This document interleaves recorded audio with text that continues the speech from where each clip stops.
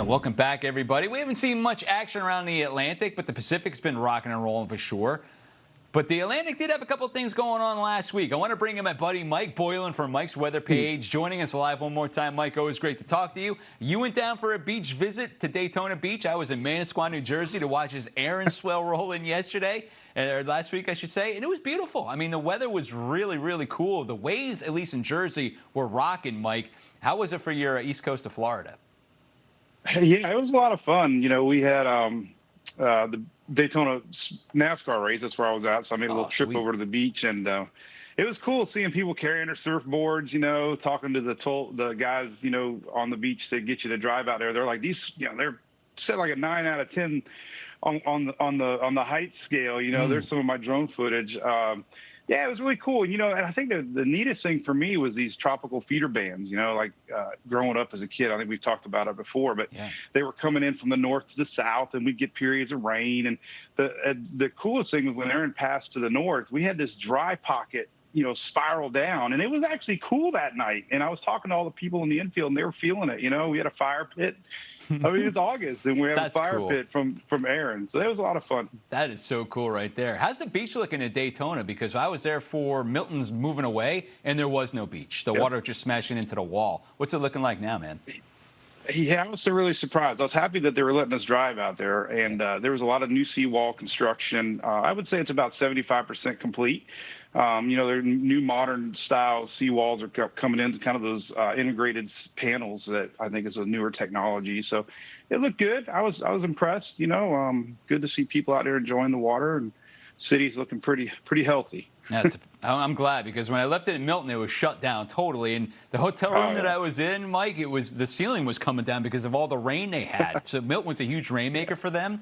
And as it pulled away, it turned into a beach tour. So I'm glad things are starting to come back. But now, listen, we're starting into, I hate to say it, but a little lull. So we got Fernand leaving away from here. But does this not remind you of what happened last year? Oh, yeah. I was making some notes just you know, past few years, and definitely we're getting to that point where we're turning our focus to the Western Caribbean and the Gulf. You know, we got this MJO cycle for the whole month of September. It looks like we have La Nina coming back. You know, I was looking back at some other years with La Nina. You know, 2020, 22. You know, we're La Nina in the season. So that's, you know, a little tricky with the water temperatures. You know, I get the feeling from folks on my page, you know, oh, the season's a bust. The season's over. No. I know, and it's like it happens every year, you know, and I'm like, no, we haven't even started yet. No, it's so true. Last year, we were sitting there at the peak of hurricane season with no named storm out there, right? September 10th, and we were all like scratching our heads like, what's going to happen? And then, because maybe it was a blockbuster forecast last year for named storms, didn't quite get there, but the ones that did form, I mean, it seemed like it was Category 5, Category 3. It was major hurricane after major hurricane. Right. Well, Helene, end of September. Milton was October 5th. I mean, looking at 2020, you know, we had Zeta and Eta late season. So the late season stuff, I mean, it happens. And, I think just, you know, with these cold fronts coming down, I think that's a sign that we might get some lift and turn.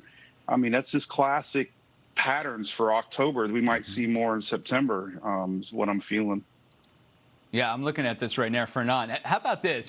This is pretty interesting too. I love it when you get some shear, so it blows away the top of the clouds. You can see the inner workings. How cool is that right there? Yeah, the naked swirl, right? I mean, it's such a phenomenon. I mean, I describe it using this Fisher-Price toy set, which I got right here. I mean, my fans think it's hilarious, but Let's see it. I always show this right here. This is my definition of shear. Oh my gosh, that's so great! Yes.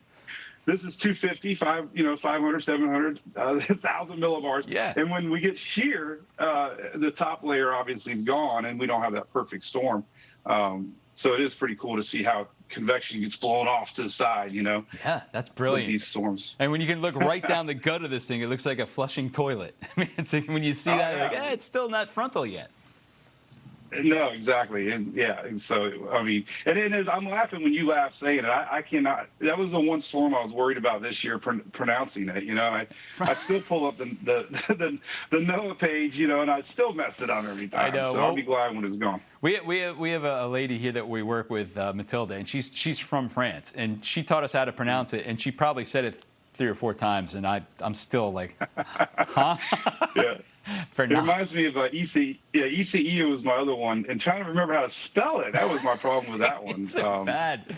I know. Listen, I feel like I'm butchering it too because she has this beautiful French language. It sounds great, and then I've got this horrible Jersey nails on a chalkboard language. It's Fernand. What do you want from me? Oh my gosh, so bad, Mike. I'll tell you what. But yeah, it's. I mean, I'm ready to.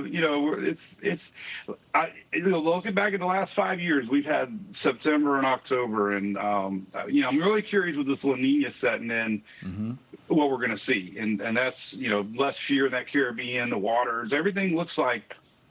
It's not going to be a slow season, that's for sure. I mean, we're going to see some storms popping. Yeah, great insight on that La Nina, too, because if that does pop up and it gets a little bit stronger than what's anticipated, you're right, the shear goes right away from the entire MDR, and then it's open for business for all these tropical waves that come in. So let's hope that doesn't happen. Mike, man, great to talk to you. Yeah, go ahead. Always, man. No, and again, just the folks out there that think the season's a bust. I get this every year, and there's such a high anxiety early season for these number of storms.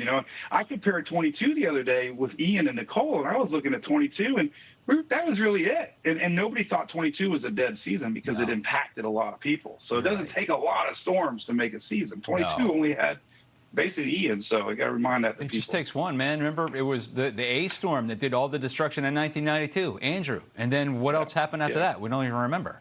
Yeah, amazing. But it was a busy year. It was. Mike, great to talk to you, my friend, as always. Next Wednesday, right? You're going to be around next week, or are you taking the week off? Oh, heck no, man. Let's talk weather 24/7. Me too, buddy. I love talking weather, man. It's so fun. Mike Boylan out there, Mike's weather page. Great to talk to you as always, man. And maybe we'll get chipped out and we'll see each other down on the beach somewhere. Yeah, heck yeah. Thank you. All right, buddy. We'll talk to you next week.